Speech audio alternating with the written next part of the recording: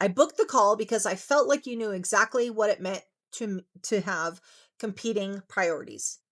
I just got off the call with a prospect who had booked a 20-minute introductory call with me. I didn't know her, found out that she found me not through the podcast, but actually she Googled business coaches. So apparently my name came up. Yay, SEO. However, when we were talking through, she has two healthcare businesses and we were talking through scaling one of them. Um, I said, well, talk to me about the problem. She's like, where do I start? And I said, maybe I could throw one out at you. Is it a bit of a struggle around competing priorities, that everything's on fire, everything needs your attention? And she said, absolutely. And I want to get this squared away before my kids become teenagers. And I think they're going to need me more than they do now.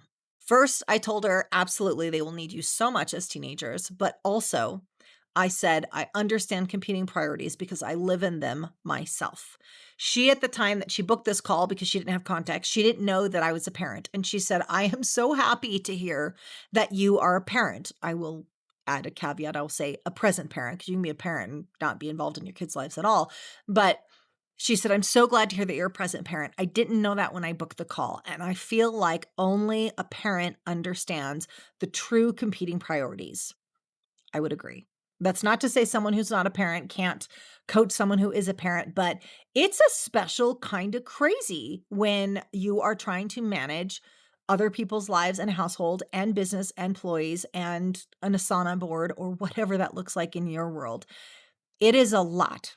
And a lot of the books that are written out there about time management and productivity and finding your, try not to drop any names, a lot of the books out there are written by people long past their years of actually raising kids.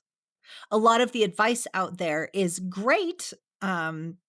It's packaged nice and cleanly and it sounds good, but those people aren't still getting up when there's nightmares or you get up at 6 a.m. like my 6 a.m. I had a big push this weekend, got up at 6 a.m. at 6:15. First cup of coffee is about to go to my mouth. And then I hear the sound of a retching in another room.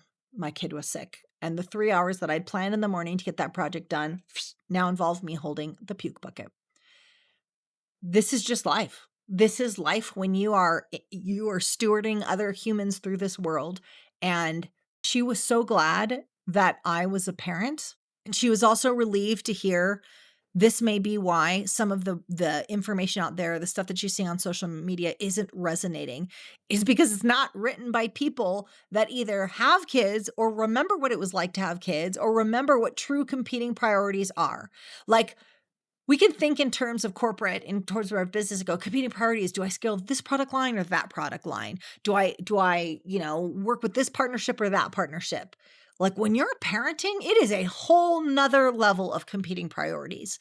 So if you are someone who the language out there, the messaging out there just doesn't feel like it's resonating, doesn't feel like this doesn't seem realistic. Now, I'm not going to give you excuses as to why you shouldn't scale your business, why you shouldn't show up and be bigger and bolder and contribute more to the world. But what I am going to do is show you what it's really like when you're doing both at the same time. It is possible, but unless you've been there, you don't really know what it's like.